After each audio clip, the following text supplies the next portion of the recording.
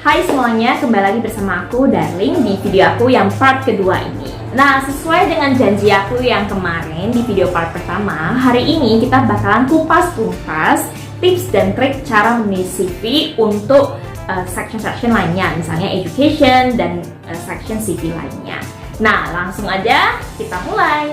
Tapi sebelumnya, jangan lupa tekan loncengnya, kasih jempolnya, dan tulis komennya. Nah, kalau sebelumnya kita berbicara tentang profile summary ataupun objektif, sekarang kita akan masuk ke section selanjutnya, yaitu tentang education.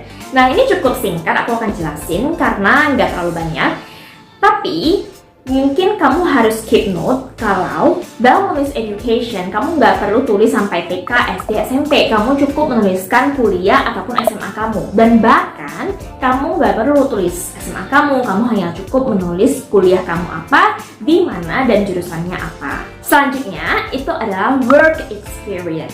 Di dalam menuliskan work experience, rule pertama, jangan menyebutkan job description atau job desk kamu, tapi tulis apa achievement yang sudah kamu capai atau raih selama kamu ada di pekerjaan itu. Yang kedua, jangan pernah pakai kata pasif, tapi kata aktif. Misalnya, supervise, led, manage, negotiated, dan masih banyak lagi verb active lainnya. Contohnya begini guys. Berikut merupakan contoh penulisan deskripsi work experience yang kurang tepat. Led a team of engineers and marketers to create brand marketing. Sebenarnya penulisan ini nggak salah sih, tapi ada cara yang lebih baik untuk menuliskannya. Misalnya, berikut contohnya.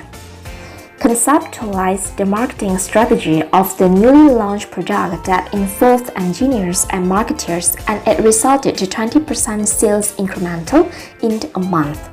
Nah, di sini kita bisa melihat kalau job desk dia bukan hanya membuat strategi marketing, tapi juga dia membuahkan hasil atau achievement, yaitu peningkatan sales sebesar 20% dalam bulan itu. Lalu, pertanyaannya adalah apakah achievement selalu harus bersifat kuantitatif? Tidak. Achievement yang kamu tulis boleh kok bersifat kualitatif. Nah, selanjutnya itu ada achievement. Nah, pasti kamu kalau misalnya masih mahasiswa, pasti banyak dong achievement yang kamu raih di selama masa perkuliahan. Tapi pertanyaannya, achievement aku banyak nih kak, mau mana yang ditulis? Nah, yang kamu tulis itu hanya yang 5 tahun terakhir. Kamu nggak perlu kok tulis sampai lomba menari yang kamu menangkan di masa TK ataupun SD. Kamu cukup menuliskan prestasi kamu yang ada di 5 tahun terakhir. Nah, rule dalam menuliskan achievement itu adalah kamu jangan hanya tulis misalnya winner of ABC Business Case Competition, titik. Terus nggak ada kelanjutannya. Nah, dalam menuliskan achievement ini saatnya kamu menjual diri kamu. Sebenarnya kamu skillnya di mana sih? Nah, caranya adalah kamu menuliskan sebenarnya kompetisi itu tentang apa? Apa solusi atau kontribusi kamu untuk perlombaan itu? Dan hasil akhirnya bagaimana? Apakah kamu berhasil memenangkan kompetisi itu atau tidak? Nah, begini guys contohnya. Berikut merupakan contoh penulisan deskripsi achievement yang kurang tepat, atau kamu bisa tulis lebih baik dari ini. Winner of ABC Business Competition 2020, titik. Nah, berikut contoh yang lebih tepat. ABC Business Competition is a grand business challenge in the field of information system. Kamu jelaskan dulu sebenarnya ini lomba tentang apa sih? Lalu, we were given a case about the improvement in banking and financial industry using big data analysis.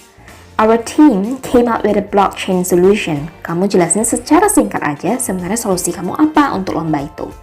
Lalu terakhir, we presented it in the final round and successfully placed as a champion. Dan kamu juga jelasin secara singkat hasil akhirnya seperti apa. Oke, part selanjutnya adalah organization. Nah, buat kamu yang mahasiswa pasti sering kan ikut himpunan atau komunitas-komunitas lainnya. Nah, lalu bagaimana sih tulis organization itu? Nah, dalam membuat organization ini sama seperti profile summary or objective, semua harus ada buktinya. Kamu harus tulis kontribusi kamu itu apa. Jangan sampai orang mengira kamu itu hanya gabut di dalam organisasi itu. Nah, oleh karena itu, kamu butuh menuliskan kontribusi kamu untuk komunitas itu. Begini guys contohnya.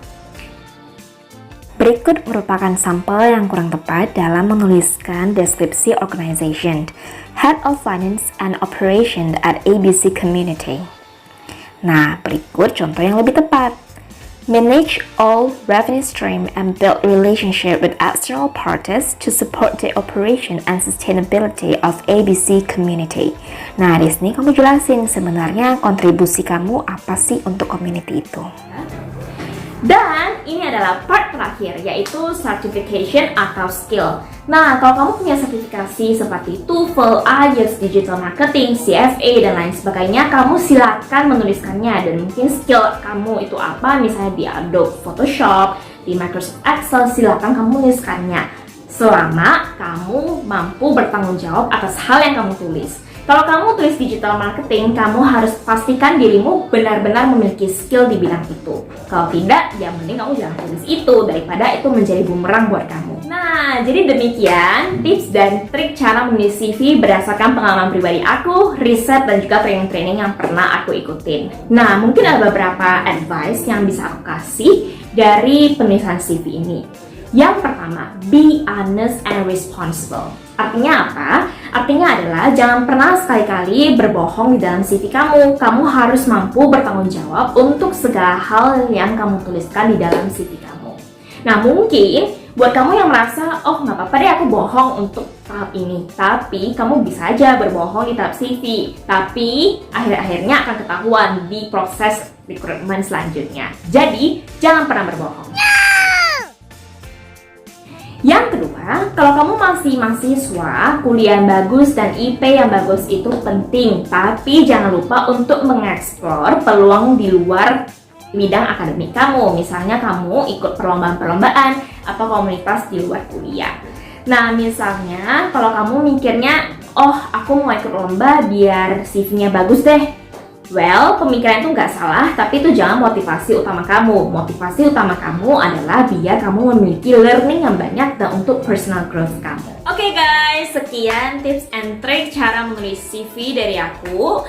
Nah, jangan lupa tekan loncengnya, kasih jempolnya, dan tulis komennya. Kamu bebas mau bertanya apapun terkait CV ini. Kalau kamu ada pertanyaan, silakan aja tulis di kolom komentar. Dan kalau kamu punya ide ataupun suggestion, mau topik apa sih yang aku bahas di video selanjutnya, silakan tulis di kolom komentar. Oke, see you on my next video. Tetap semangat dan selalu bersyukur. Bye!